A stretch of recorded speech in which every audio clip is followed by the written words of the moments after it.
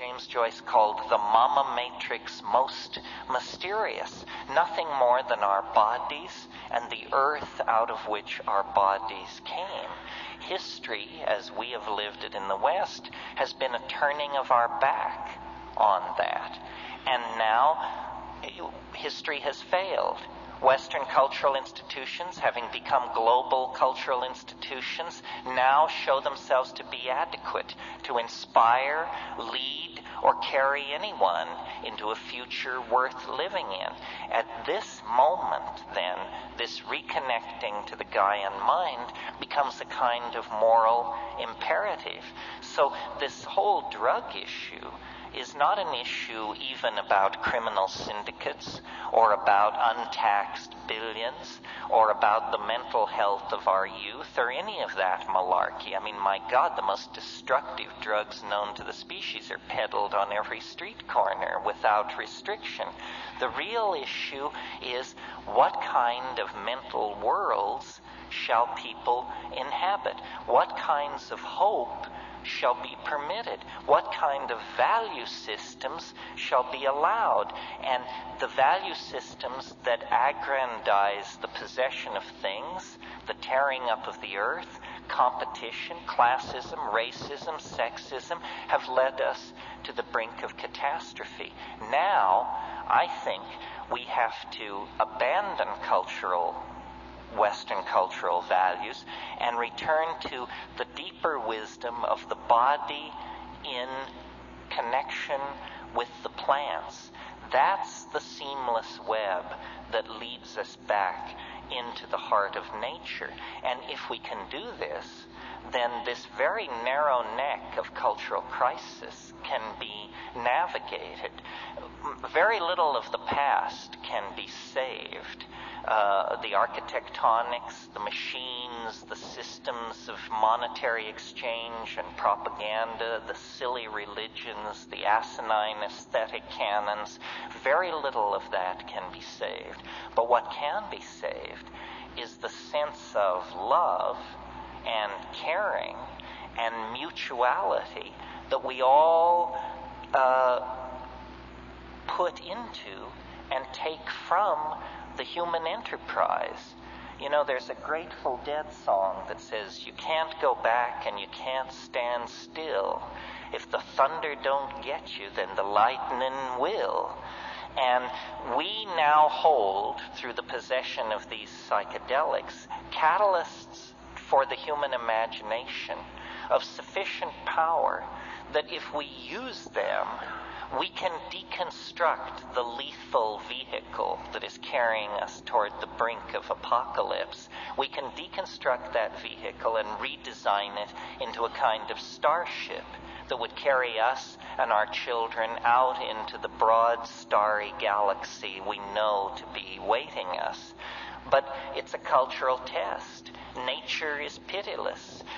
Intelligence is a grand experiment upon which a great deal has been risked. But if it proves inadequate, nature will cover it over with the same kind of cool impunity that she covered over the dinosaurs and the trilobites and the crossopterygian fishes and all those other folks who came before.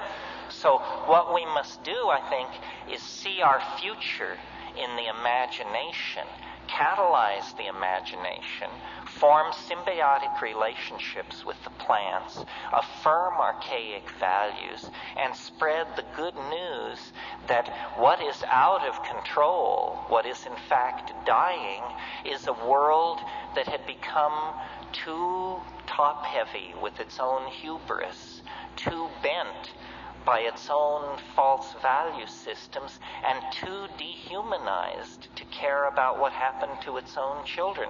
So I say, good riddance to it. Bring on the archaic revival, and let's create a new world.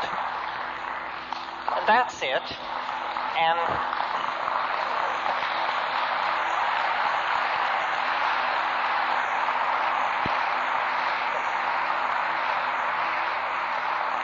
If this wasn't perfectly clear, I'm sure the questions and answers will make it so. Let's take a half-hour break. I'll sign books if anybody wants me to, and then we'll get together here for the hardcore. Thank you very, very much. Pull it together so we can get on to the fun part here.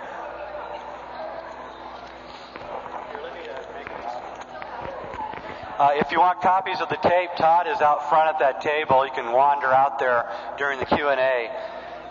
People keep asking about his books. This is the most important one.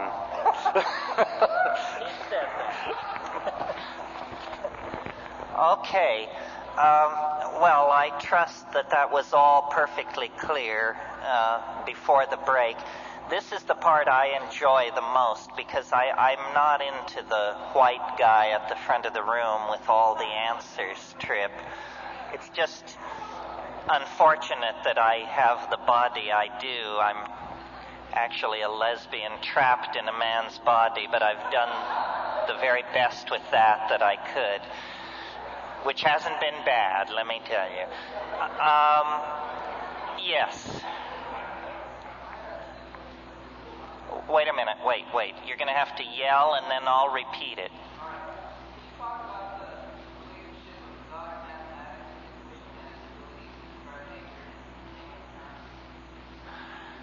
Well, this is a really interesting question. I can talk about it. I'll repeat the question. It's, can I talk about the relationship of advanced mathematics to modeling of consciousness in layman's terms, correct? One of the great mysteries still to be addressed by philosophy is, why is it that numbers, which are, after all, constructs of the human mind, why is it that numbers are so incredibly powerful for the description of nature? Nature, after all, is somehow given. We find it all around us. And numbers arise in the depths of human ratiocination. So what is the relationship of these things to each other? It may appear to be an easy question. It's such a difficult question that it wasn't even asked in philosophy until the 20th century. It's very puzzling, and I think that it indicates a fundamental congruency between processes that are mental and the structure of the world itself. This is why I didn't get into it too much tonight in a popular lecture like this, but I'm the inventor or the purveyor of a mathematical theory of consciousness. And I believe that more powerful than any atom smasher, more subtle than any space telescope, is the human mind. The human mind is the most subtle and superb of all instruments for the study and measurement of nature. When we look into ourselves, we discover the same patterns that we discover in the birth and death of a species, the flow of a river, the collapse of a corporation, or the flowering of a love affair. It's that process is somehow under the aegis of a kind of universal equation of description. So it doesn't matter whether it's the birth and death of your hope, or the rise and fall of the Assyrian Empire, or the evolution of the Pacific Ocean. Processes always occur in the same way. And this is why there is congruence between the mental world of human beings and the world of abstract mathematics and the world of nature. These things are, as it were, simply different levels of condensation of the same universal stuff. This is why the concept of truth can have some meaning. I mean, when you think about it, truth why should it even be possible for us as monkeys to entertain that notion? Where is it writ large that mammals traveling in packs should have any relationship to truth whatsoever? And yet the faith is that somehow thinking means something. It's not just something we do, it means something. It means something because there is sufficient freedom within the human system to be both right or wrong. And this right or wrong lays upon us the obligation of mirroring nature in models which we build in our own minds. Now, the old idea in science was that these mathematical models of nature were in fact laws, truths, eternal Platonic truths that were being teased out. In the 20th century, a slight epistemological sophistication leads to this word models, where we say we're modeling reality. And our model is only as good as we need it to be. If we're trying to model the flight of an artillery shell, the model needs to be only good enough to get the artillery shell to its target. We don't need to understand the essence of lead or the nature of motion there. We simply need the model to kick out the data that interests us. And in the 20th century, it's been understood that all knowledge is dependent upon the question asked.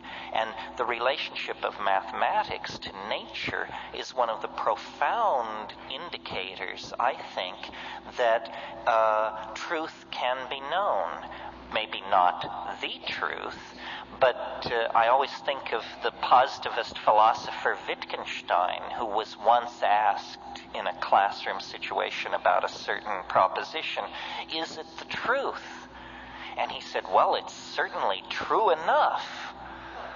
And, that's where we are with our modeling of the world and with our mathematics. It is the truest truth we know. It is true enough.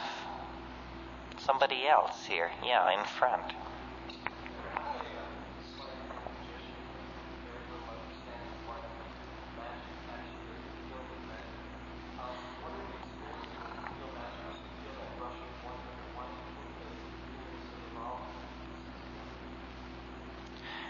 The question is from a stage magician, and the question is, what is the nature of magic, or what is magic, or the wonder that it invokes?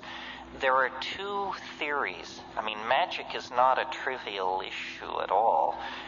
There are two theories about how the world works, and each one depends on a fundamental assumption about what the world is.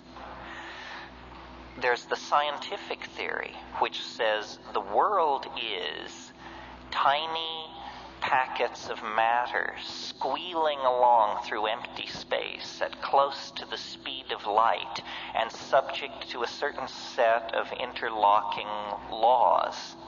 That's what science tells us the world is. Another theory is, and to my mind, a much more appealing and even intuitively correct theory, is the world is language. The world is made of language. We can say that the world is composed of little demons doing calisthenics, each one the size of a pissant's eyebrow. Or we can say the world is made out of wave mechanical packets of matter flying along at the speed of light.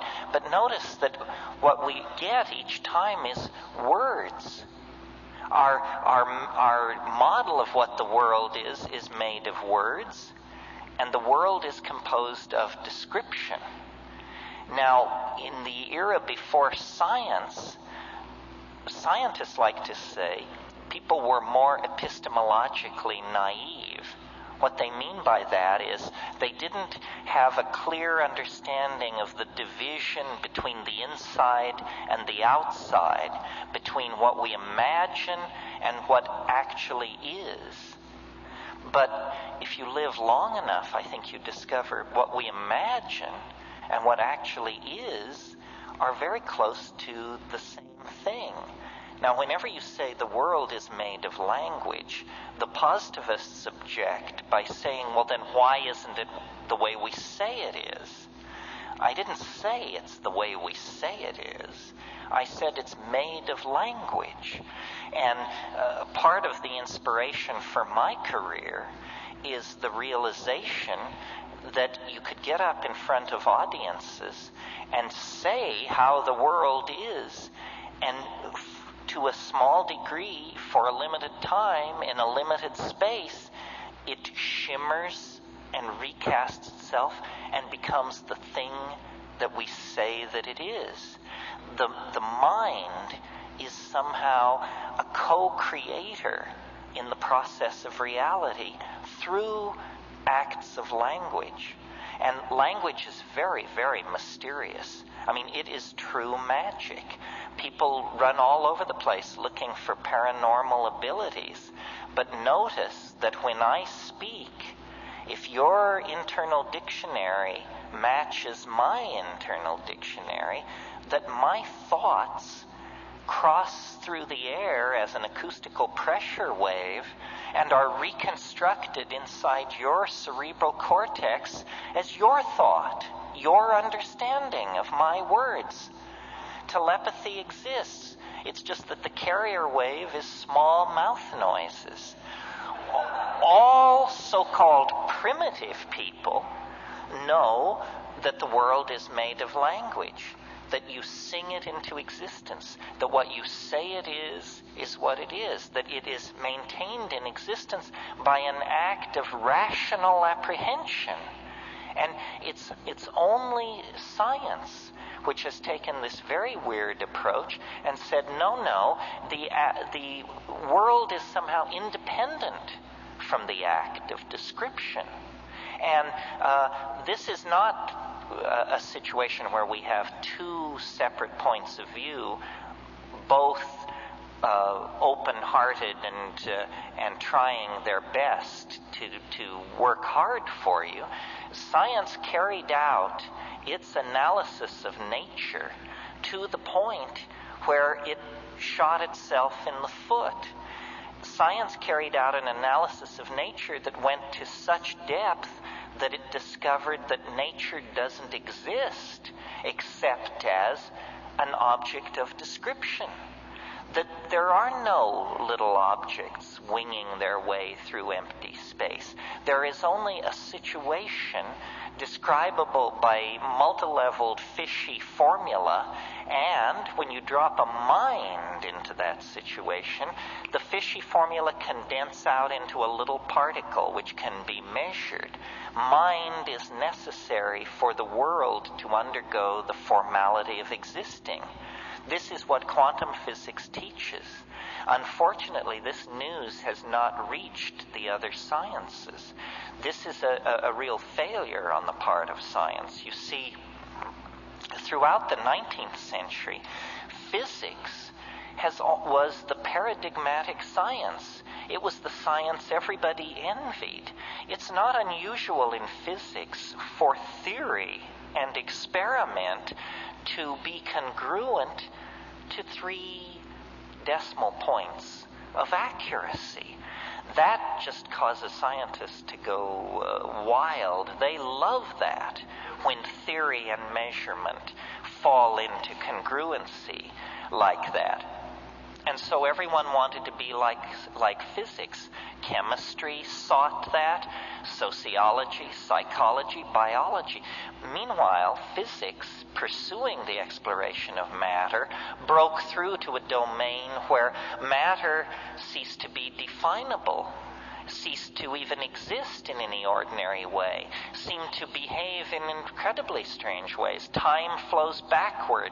Energy crosses barriers without ever going through them, by tunneling through them in some way. Modern biology is still afflicted with physics envy, Meanwhile, physics has gone on to a realm of such exotic and surreal uncertainty that it's at this point to the left of psychology in the precision of its metaphors. So science has undercut itself and now exists in a state of unrecognized crisis that hopefully the psychedelic experience will exacerbate to the point where this will arrive on the plate of every experimentalist and observational and observer of nature. Yeah, here.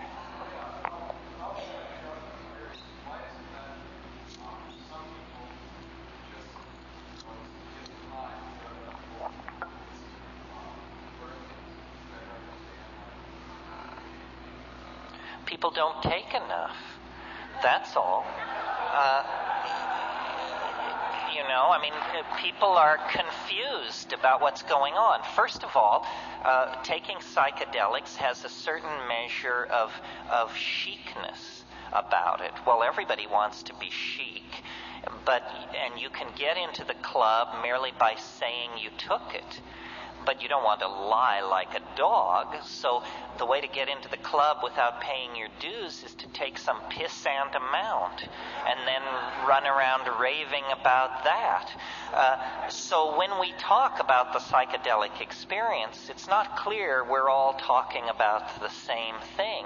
It's sort of like talking about France, and you have the people who changed planes in the airport and the people who moved there for 30 years and learned the literature and got a job and married the locals. So the way to do psychedelics is, I believe, at higher doses than most people are comfortable with, and rarely, and with great attention to set and setting.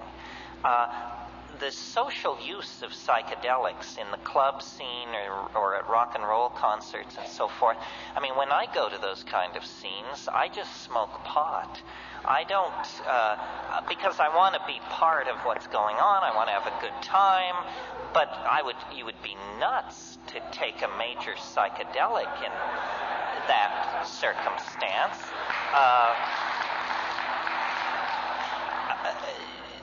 Socially dense environments filled with light and noise are a strategy for coming down. If you took a drug you didn't like, the smartest thing to do would be to jog around the block 10 times and then chop a bunch of wood. Very similar to dancing your ass off, in other words. So the way I recommend doing psychedelics is in silent darkness and with as little input from other people as possible. I say alone. If you are experienced, if you're really confident, just alone, for crying out loud.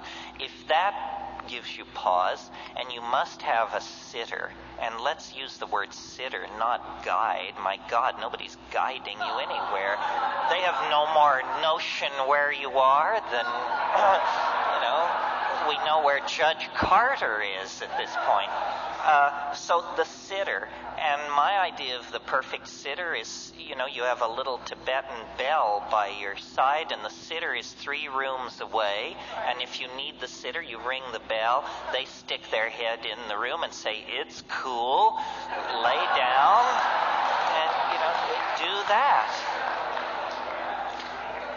And as long as this question was brought up and so much of the lecture was somewhat high-toned, let me get into this for a minute. There are thousands of altered states. We know them: orgasm, indigestion, 2 cappuccinos. What high-toned, let me get into this for a minute. There are thousands of altered states. We know them: orgasm, indigestion, 2 cappuccinos, where tequila takes you. So endless altered states. And I'm not really interested in them more or less than any of you are. They're part of life. But what I'm interested in as an experimentalist, as a connoisseur of nature, somebody who loves fossils, butterflies, rainforests, that kind of thing, is this family of compounds called the indole hallucinogens. Indoles. And they cause hallucination. And some people say, that I'm a fetishist about this, that who cares, or that there are other things besides hallucination. Yes, I know, maybe, and of course, but the reason I'm so fascinated by hallucinations is because, to my mind, when you're hallucinating, you have an absolutely clear proof that you are not generating this material. It's not funny ideas. It's not racing thoughts. It's not insight into what your boyfriend really meant yesterday. That kind of thing we all can generate by just inspecting our own minds. But a hallucination is to be in the presence of that which previously could not be imagined. And if it previously could not be imagined, then there is no grounds for believing that you generated it out of yourself. I mean, we should each know our own inventory. You know what's in your cupboard. You know what's in your chest of drawers. For God's sake, you ought to know what's in your mind. Well, then if something comes forward and you say, that's not mine, that's not in my inventory, then you have a kind of perfect proof that this is coming from somewhere else. And then the question becomes, where? And we can set off into that. Opinions differ, and nobody has God's truth on it. A reductionist, somebody who didn't like these substances, would say, oh, well, it's just neurological chaos. It's just you've interrupted the normal functioning of good brain chemicals, and evil brain chemicals are now giving a sense of a chaos.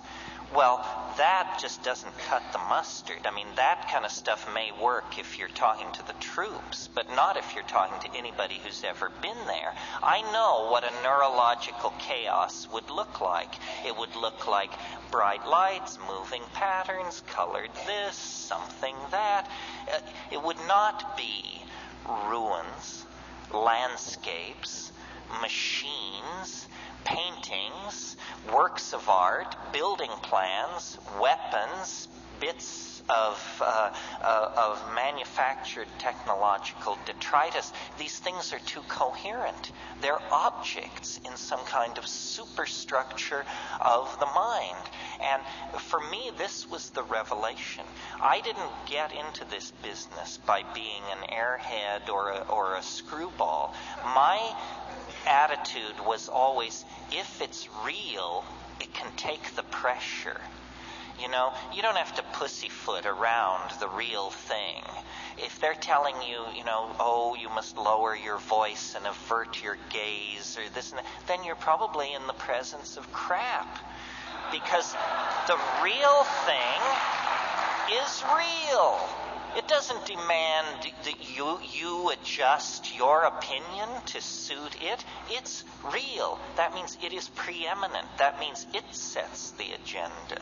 And I studied yoga. I wandered around in the East. I was fast shuffled by beady-eyed little men in dhotis. I know the whole spiritual supermarket and rigmarole. And I find nothing there to interest me on the level of, 5 grams of psilocybin mushrooms in silent darkness. I mean, that's where the pedal meets the metal. That's where the rubber meets the road. And the inspiration for me to get up and talk to an audience like this simply comes from the fact that I cannot believe that this could be kept under wraps the way it has. I mean, I kidded with you earlier that they would make sex illegal if they could. Well, they can't, so it isn't. But the psychedelic experience is as central to understanding your humanness as having sex, or having a child, or having responsibilities, or having hopes and dreams, and yet it is illegal. We are somehow told we are infantilized. We're told, you can wander around within the sanctioned playpen of ordinary consciousness, and we have some intoxicants over here. If you want to mess yourself up, we've got some scotch here and some tobacco and red meat and some sugar and a little TV and so forth and so on. But these boundary dissolving hallucinogens that give you a sense of unity with your fellow man and nature are somehow forbidden. This is an outrage. It's a sign of cultural immaturity, and the fact that we tolerate it is a sign that we are living in a society as oppressed as any society in the past.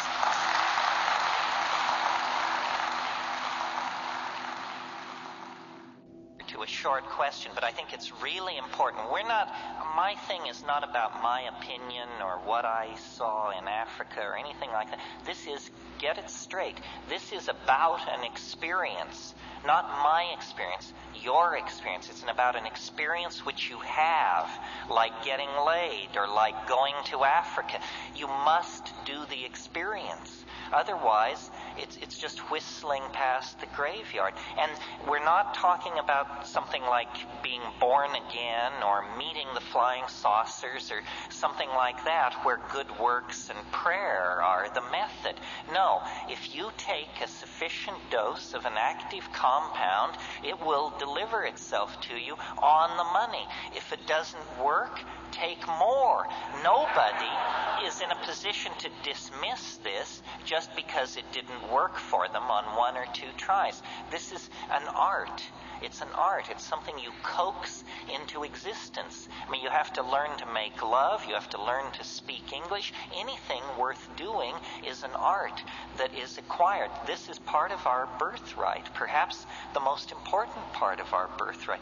These substances will deliver. It is the confoundment of psychology and science generally, and that's why it's so touchy for cultural institutions. But you are not a cultural institution. You are a free and independent human being, and these things have your name written on them in big gold letters. Yes, here.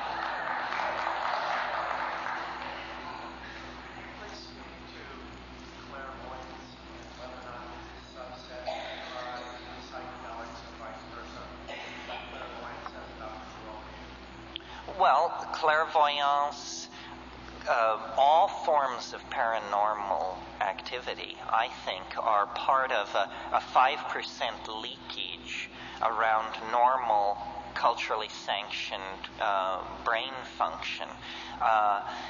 If you read Stan Groff's books about LSD, which is one case history after another, virtually every paranormal phenomenon ever cataloged has occurred under the influence of LSD. Seeing things at a distance, recovering past lives where then you could actually check the data and it happened, knowledge of things going on at a distance. I think that we are caged by our cultural programming and that this is the most powerful imprisoning factor in our lives. That if we could train ourselves simply to remember our dreams, psychedelics would become obsolete. If we could train ourselves simply to pay attention to our ordinary states of consciousness as we live through our days and nights, culture is a mass hallucination. And when you step outside the mass hallucination, you see it for what it is worth. Language is partially the key here. We cannot move into a reality that we cannot describe. If we can't describe a world, we can't be there. And so the interesting place to be is at the cutting edge of language. And it's interesting that the legacy of the 1960s is a legacy of language evolution. I mean, concepts like ego trip, vibe, bummer, so forth and so on. I mean, we sneer at these concepts, but there was no word for these things before. Once there is a word, then that word is like a stepping stone out into the fog. And as long as we let the establishment set the language agenda, we will be imprisoned in the tiny, rather pedestrian world of consumerism and schlocko values that the establishment has prepared for us. So the way I think of these psychedelics, or a different way, is that they're catalysts for the imagination. Catalysts to say what has never been said, to see what has never been seen, to draw, paint, sing, sculpt, dance, and act what has never before been done, to push the envelope of creativity and language. And what's really important is, I call it the felt presence of direct experience, which is a fancy term which just simply means we have to stop consuming our culture. We have to create culture. Don't watch TV. Don't read magazines. Don't even listen to NPR. Create your own road show. The nexus of space and time where you are now is the most immediate sector of your universe. And if you're worrying about Michael Jackson or Bill Clinton or somebody else, then you are disempowered. You're giving it all away to icons which are maintained by an electronic media, so that you want to dress like X or have lips like Y or something. This is shit-brained, this kind of thinking. That is all cultural diversion. And what is real is you and your friends and your associations, your highs, your orgasms, your hopes, your plans, your fears. And we're told, no, we're unimportant, we're peripheral, get a degree, get a job, get a this, get a that, and then you're a player. You don't even want to play in that game. You want to reclaim your mind and get it out of the hands of the cultural engineers who want to turn you into a half-baked moron consuming all this trash that's being manufactured out of the bones of a dying world. Where is that at? Yeah, over here.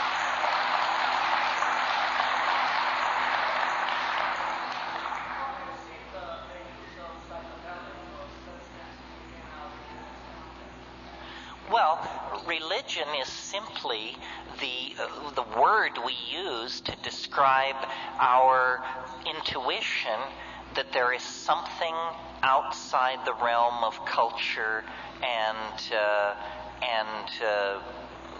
the three-dimensional surfaces of things, that there is a hidden dimension to reality. Call it a plan, a purpose, a loving God, a cosmos instead of a chaos.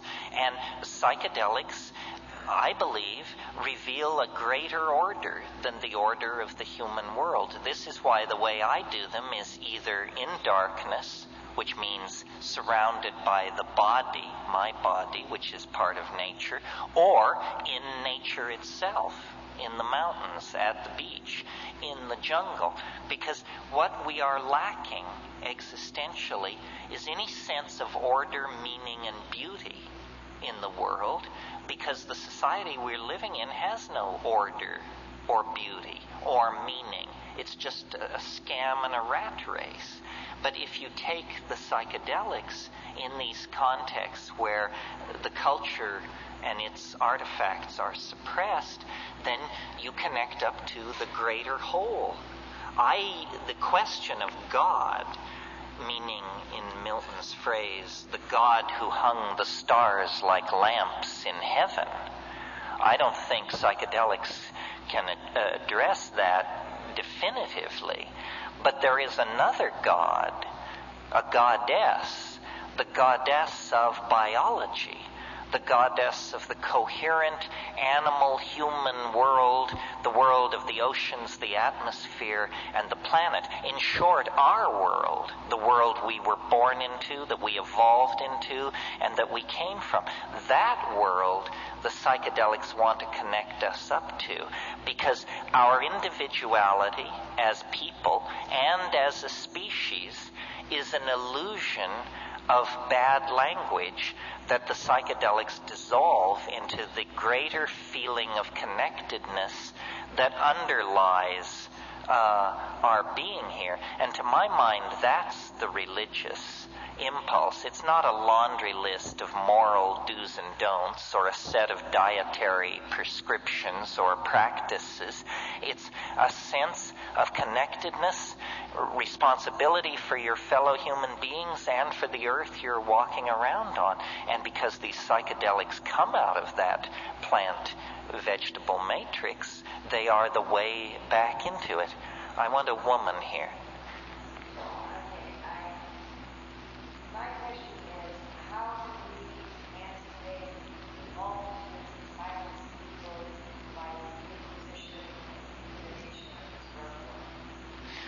Good question. Well, the answer is, I think, pretty obvious. Yes, how do we emancipate people from the foolishness of the drug war? How do we, as a community, as a point of view, how do we gain legitimacy? This is a really important question. I mean, if you look around yourself tonight, you don't see the uneducated, the unhealthy, the demented, or the deluded. And yet this is the stereotype of our subculture. Instead, what you see are well-dressed, creative people holding down positions in society, the parents of children, the heads of departments, the authors of books, the painters of paintings. You may not have noticed, but in this society, they're not handing out rights. Ask black people. Ask members of any sexual minority. They don't hand out rights in this society. And we, meaning we psychedelic people, by and large, this isn't always true, but by and large, we tend to be white and middle class. A translation of those two terms into gutless would not be inappropriate. We have the most to lose, and so we're not given to hurling ourselves into the breach or building barricades in the street to hurl our bodies against the machine. Nevertheless, if you don't claim your political birthright, it will never be given to you. And black people and gay people and American Indians, Native Americans, all of these people have learned that you don't go on bended knee to petition the official culture for your rights. You have to take them. And people ask me, how can you stand up and say the things you do? Why don't they take you away? They don't take me away because they're more chicken shit than you think. They're more off balance than you think. They're more uncertain of themselves than you think.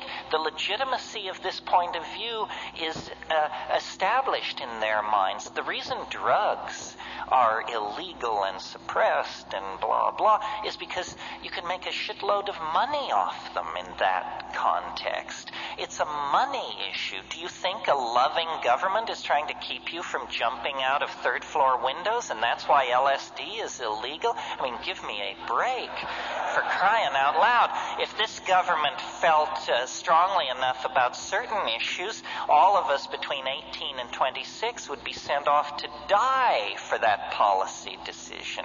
So the government is not interested in your health. The government is artificially interested in inflating the prices of certain substances in order to create a focus for clandestine money that is used then to destabilize unfriendly governments, murder labor union leaders, kill and blackmail the editors of left-wing newspapers, so forth and so on.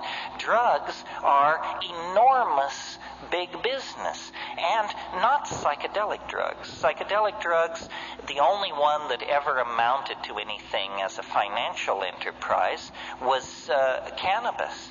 And cannabis is many things besides psychedelic. The deep, dramatic psychedelics, which are all Schedule 1, the most repressed schedule, don't produce great amounts of money at all. What they do produce is questioning minds. They cause people to ask questions. They cause people to ask for clarification. They cause people to challenge cultural values because they decondition you. It doesn't matter whether you're a Hasid, a communist apparatchik, a rainforest shaman. If you take psychedelics, you will question your first premises. And that is a business that all governments, right, left, middle, are in the business of repressing. They don't want to have to explain why things are done as they are. But if we don't begin asking for that explanation, they're going to run this planet right into ruin. And we are the generation responsible. You are the generation that is responsible. You can't claim that you grew up in a village in Nigeria and you didn't know. You can't claim that you're the child of poor Bangladeshi parents and you had no opportunity. The responsibility rests upon the educated and the financially capable of doing something about it. And by that measure, you and I are probably in the upper 3% of people on this planet. And if we don't take responsibility, then that responsibility will devolve to others, beady-eyed others with an agenda that would stand your hair on end. Yes, over here. This will be the last question, so make it hit.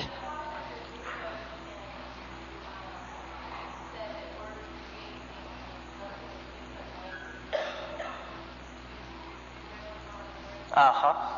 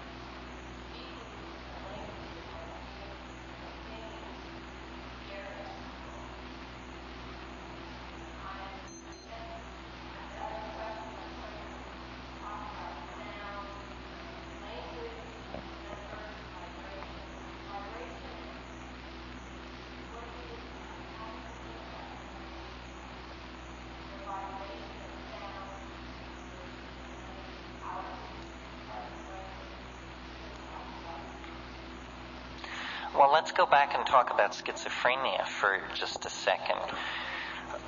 The question is, schizophrenia involves basically breaking with ordinary value systems, and how does it relate to the psychedelic state? And people who have schizophrenic relatives in their family tree, how should they relate to the psychedelic experience and so forth? I mean, I'm extrapolating, but that's the basic thing.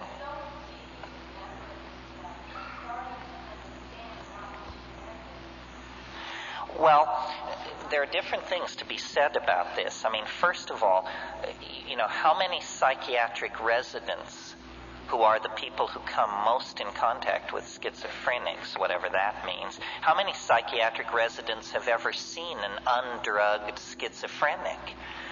Very, very few, because the very first thing that happens is, for the convenience of physicians and the nursing staff, some outlandish drug is brought into the picture, which then deflects this healing process from ever reaching any kind of natural conclusion.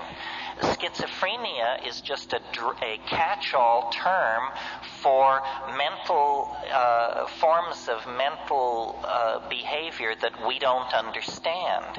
In the 19th century, there was a term, melancholia, which we would now call bipolar depression, so forth and so on. But all forms of sadness, unhappiness, maladaptation, so forth and so on, were poured into this label melancholia. Now, schizophrenia is a similar thing. I can remember an experience I had years ago. I was in the Tolman Library at the University of California, which is the psych library, and I was looking up some drug or something, and I just saw a book, and I pulled it off the shelf, a book about schizophrenia, and it said the typical schizophrenic lives in a world of twilight imagining, marginal to his society, incapable of holding a regular job. These people live on the fringes, content to drift in their own self-created value system. I said, that's it. That's it. Now I understand. We have no tradition of shamanism. We have no tradition of journeying into these mental worlds. We are terrified of madness. We fear it because the Western mind is a house of cards, and the people who built that house of cards know that, and they are terrified of madness. Tim Leary once said, or I gave him credit for saying, he later told me he never said it, but whoever said it, this was a brilliant statement. Someone once said, LSD is a psychedelic substance which occasionally causes psychotic behavior in people who have not taken it. Right? And I would bet you that more people have exhibited psychotic behavior from not taking LSD, but just thinking about it, than ever exhibited it from taking it. Certainly in my family, I watched my parents both go psychotic from the mere fact that LSD existed. They would never have taken it. There is a great phobia about the mind. The Western mind is very queasy when first principles are questioned. Rarer than corpses in this society are the untreated mad, because we can't come to terms with that. A shaman is someone who swims in the same ocean as a schizophrenic, but the shaman has thousands and thousands of years of sanctioned technique and tradition to draw upon.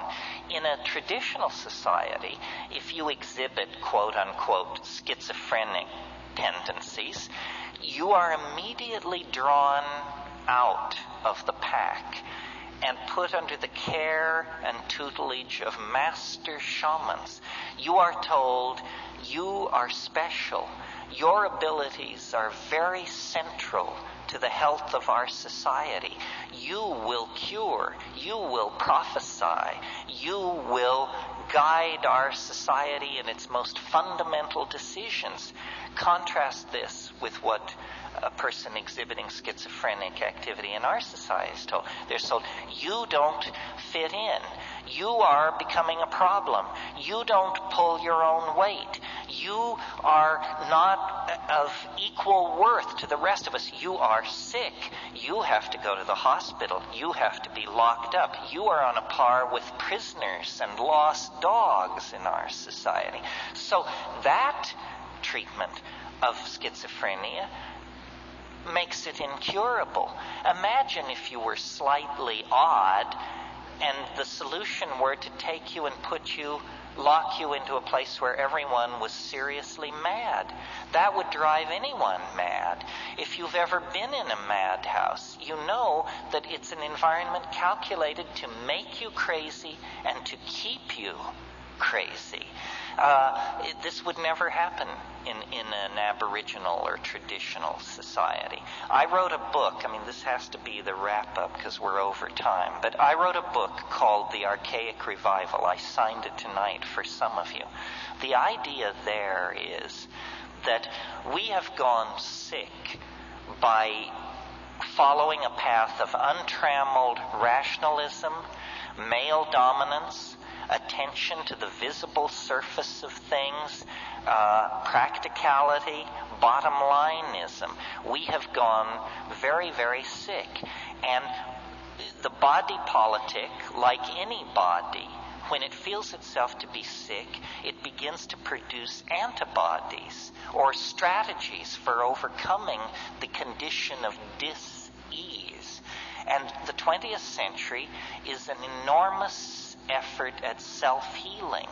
Phenomena as diverse as surrealism, body piercing, psychedelic drug use, sexual permissiveness, jazz, experimental dance, rave culture, tattooing.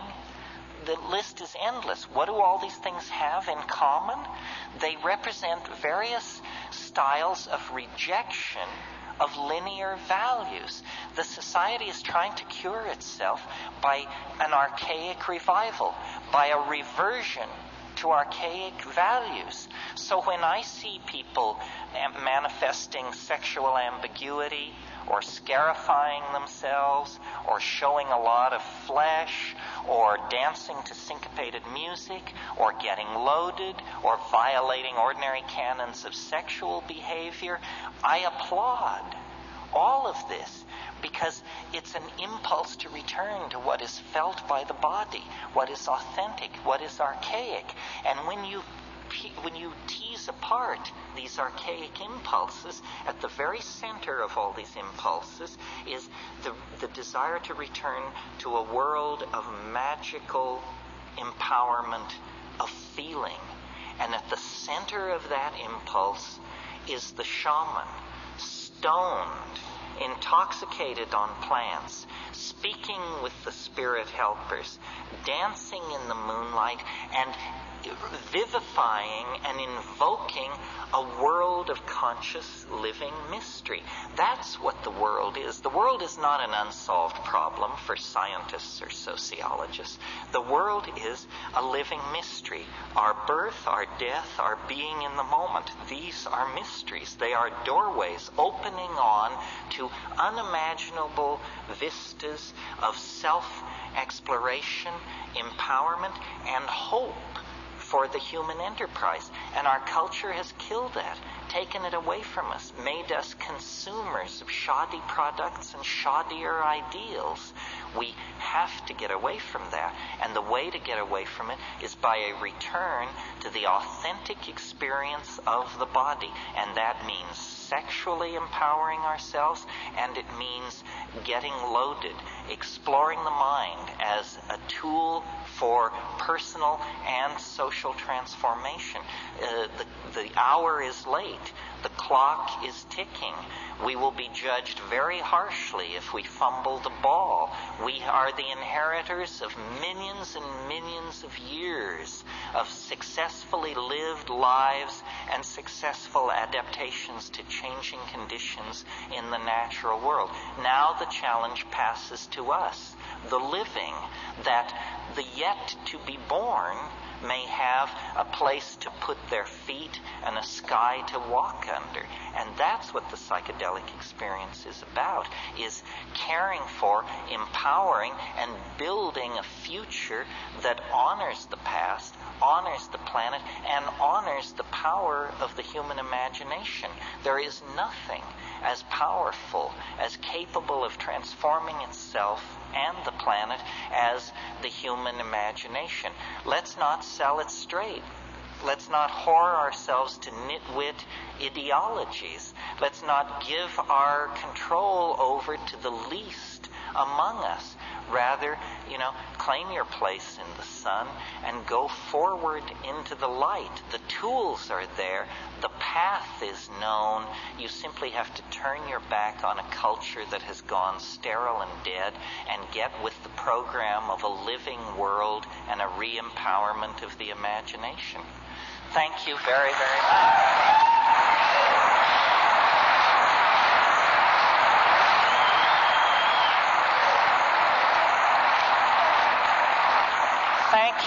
Thank you.